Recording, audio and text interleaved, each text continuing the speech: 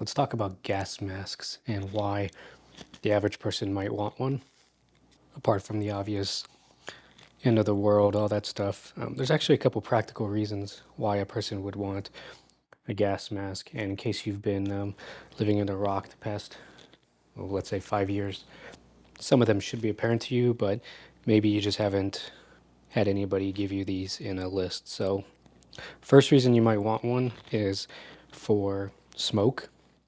And I have here one of their, these are all Mira safety stuff anyway, so that's where I get my stuff from.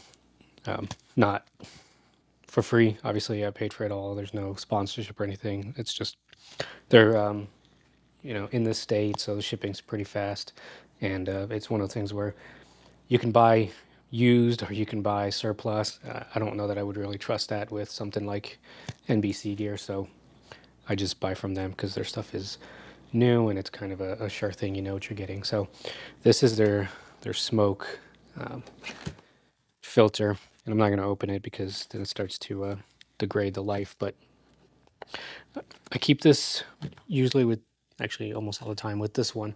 So this is there, and this is just how I store them. But this is their kind of open face helmet or helmet, open face mask with a bigger field of view. And this is my search and rescue one. So I keep this on hand for search and rescue there. And the reason that I keep the smoke one with it is because that's the more realistic thing we're gonna do. If there is like a chemical leak, number one, we're not going in there. There's gonna be, government response to that. They're not gonna ask us to go in there. And two, if we have to send the dogs in to look for people after a natural disaster, if there's any kind of dangerous gas in the air, I promise you, no handler is going to send their dog in to breathe that stuff in. It's just a death sentence for the dog. And before the dog ever gets anything or gets to anybody, they're going to be down themselves. So, really, smoke is kind of the only situation in which we would be asked to help. And even then, it wouldn't be heavy smoke because that would obviously be the job of firefighters. It would be mild smoke, things like just smoke in the air, like after maybe a wildfire or maybe there's a building that had caught fire and there's just smoke in the air and you don't want to breathe it in, especially because of the long-term effects of breathing in smoke. That's why I keep the smoke filter on hand with my search and rescue gear. We did a few years back, and this is a few years back now, we did have some wildfires, I would say less than maybe 20 miles away from me. And uh, that was a big deal. We ran out of, everybody was out of water, all the stores and stuff. So that's when I started. This is, wow, this is probably close to 10 years ago now. But that's where I learned to keep cases of water on hand all the time. And people have kind of made fun of me because they come over and they're like, why is all this water here? Well, when you can get water, you'll understand. So wildfires do happen, even in places where they don't normally happen.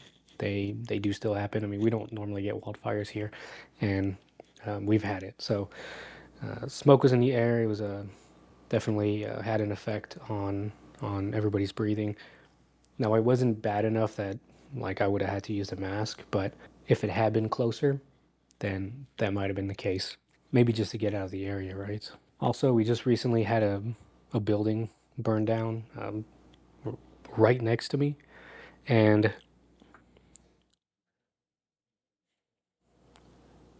so I can definitely see a situation where you would need to put on a mask and maybe go get somebody out of their home or their apartment or a building. I mean, this building was right next to me, and by the time I found out about it, of course, the cavalry was already here. But what if your friend lived next door? What if your family lived next door?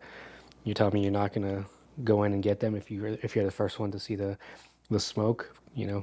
I definitely would. So if you try to do that without a filter, you might go down too.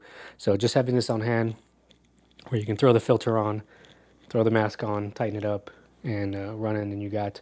I think it's rated for about 15 minutes, which is plenty time to run in and get whoever's in there out.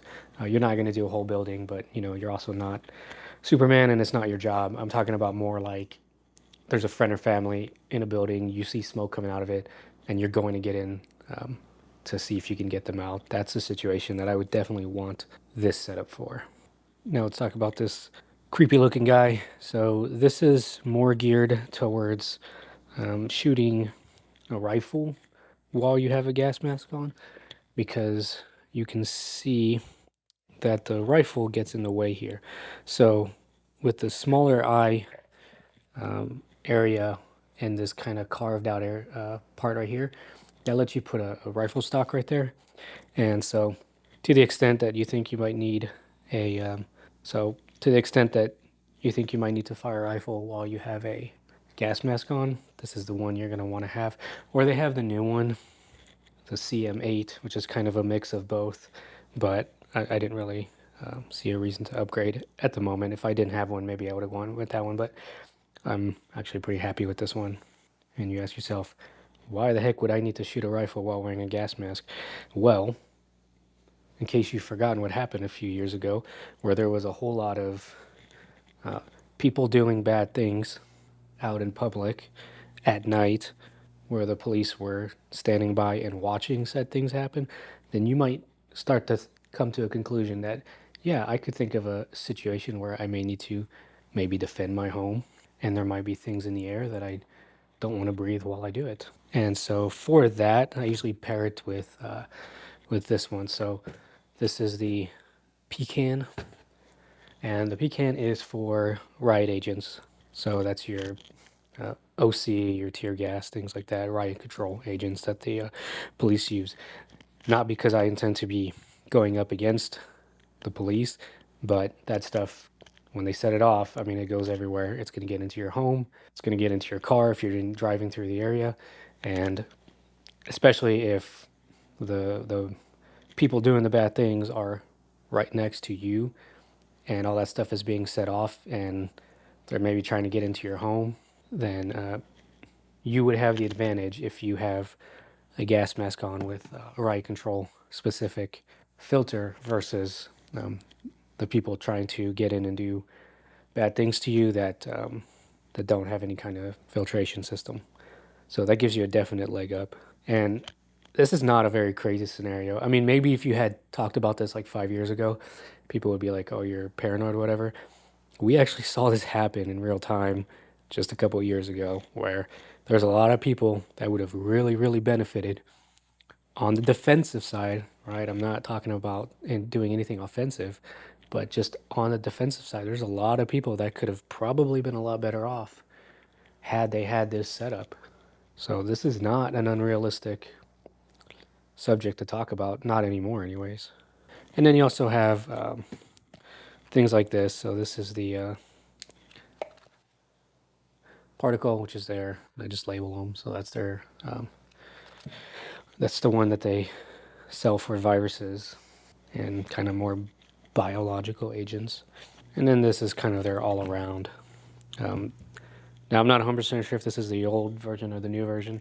They do have like a newer model, I guess, of this, but this is their kind of basic all around filter where it's more than likely going to cover whatever is in the air. So you want a couple of these, just kind of general ones that kind of cover the majority of the spectrum of threats. And then just for storage, so when it comes to this guy here, and again, I store it like so. Oh, I have the little peel off things, that way if something happens to the mask and you can't see, you just rip that off and you have a clean slate. So let me put this back on. There we go. And the reason, I mean, this is just how I was taught, but the reason is when you put it on, right, you're going to stick this to your face, and then you're going to reach up, you're going to grab the underside, and you're going to just rip the whole thing up around your head, and then just tighten it, and you're good to go. What you don't want to do is have this thing back here, and then you're trying to get your head under here, and if you got glasses or goggles or whatever, right, you want to just jam this up against your face, and then grab this, rip it around to the back of your head, let it go, and then just tighten it, and you're done. And I keep that just in this kind of very generic pouch. So what I do is I get the filter, stick it into the mask, and then the way you, okay, let me make this note. So however you're going to carry it, okay, if you're going to carry it on your leg, what you want to do is you have it angled in a way so that you pull it out and this is against your leg. So that way when you pull it out, it's already ready to go. You don't want it facing backwards this way, and then you have to make sure to turn it around, right? You want to just grab it by the bottom here, and whether that's up or out, whatever, it doesn't matter. Whatever you want to carry it, how however you want to carry it, you want to be able to just grab it from the little snoot right here, and then you can just go and stick it right to your face. You don't want to do any fumbling. You definitely don't want to have it upside down like this. Just however you carry it, just make sure you can grab it like this and then stick it to your face. So in my case, since I would probably drop this, so I'd have the belt running through here. So the way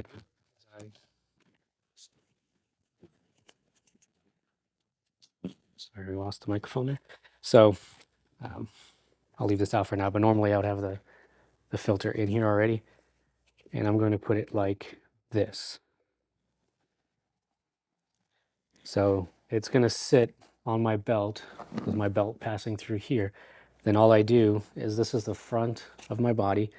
I open it up, I reach in, and when I grab it, like that, it's already in my hand. I just stick it to my face. Same thing with the other one, except that one I have a slightly different carrier, and it's just it already comes with the leg straps. But this one's going to go straight down. So instead of the other one going into, right, this one opens on the side. This one opens straight down. So I would put this one, right, this would go against my leg, and then I would put this one like that. That way when I reach in and pull it out, it's ready to just stick to my face. So there we go, gas mask. Just a brief overview, the ones I have, just in case you wanted to get an idea of which one you're looking to get. I just recommend Mira because they're legit. They're not sitting in a warehouse for 20 years like the old Israeli surplus ones or whatever. And we talked about a few use cases where it would actually make sense for a person to own a gas mask. And I did get a few accessories for it, but we'll talk about that in another video down the road. Thanks for watching. See you next time.